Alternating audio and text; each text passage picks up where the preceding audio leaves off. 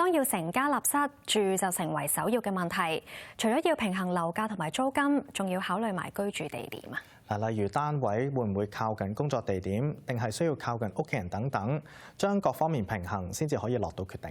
啊。今次設計單位嘅戶主啦，最後就揀咗靠近屋企人住，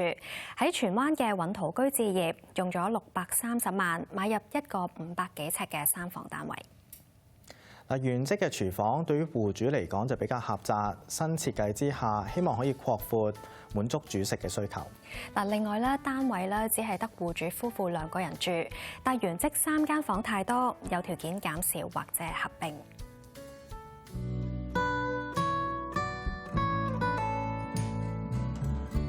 白色、米色，配以胡桃木色，營造簡約溫暖嘅氛圍。因為戶主一開頭咧都係想要簡約日系風格啦，咁但係又唔想話要啲好淺嘅 Muji 嗰啲風格，咁我最後咧就一齊溝通去揀咗一隻比較叫做溫暖少少嘅色系，就係一種胡桃木色啦，但係又唔想成間屋太深色喎，咁所以主要咧我哋個比例咧都會用翻多少白色，咁同埋有少米色去襯翻嘅，咁啊一啲 highlight 嘅位置啊都會係可能櫃嘅下半身啊就會用翻深少少顏色咯，咁都可以營造個即係叫溫暖少少，唔會太冷嘅感覺咯。日式風格常見嘅配搭就係白色配淺木色，不過今次設計師一改格調，用咗深色嘅胡桃木色。原因就令到個感覺會更加沉穩啲啦，同埋可以再放鬆啲嘅。因為淺色咧，個人會可能興奮啲，同埋覺得精神啲嘅。咁如果想翻到屋企咧係舒服，同埋可以盡快休息放鬆翻咧，咁其實建議都會再深少少顏色，或者燈光較暗少少，咁咧就可以做到呢一個氣氛同感覺咯。不過原則廳區係鑽石型，使用上就未必咁好用，視覺上亦都比較三尖八角，新設計下需要好好作修飾。咁我哋用咗啲燈槽啦，咁加咗 LED 燈帶啦，咁你見到係專登去做咗2個弧形嘅位置嘅，咁咧就令到你視覺上喺客廳度望過去玄關咧，就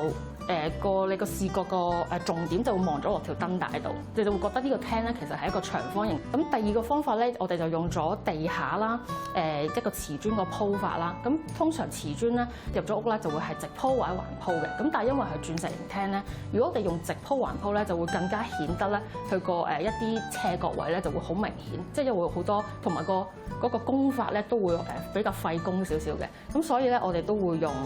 一個斜鋪去盡量減弱咗佢所有嘅角位。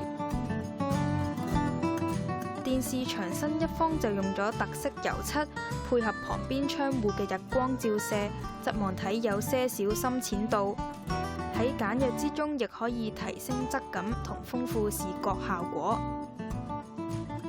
原則嘅廚房空間比較細，只有 L 型工作台面。戶主嘅第1個要求就係希望有更大嘅廚房下廚，所以設計師首要嘅任務就係先將廚房同房間之間嘅牆身向房間偷位，擴大廚房空間。廚房變得更加寬闊，更有條件打造 U 型工作台面，配合戶主週末嗰陣鍾意喺廚房煮飯仔。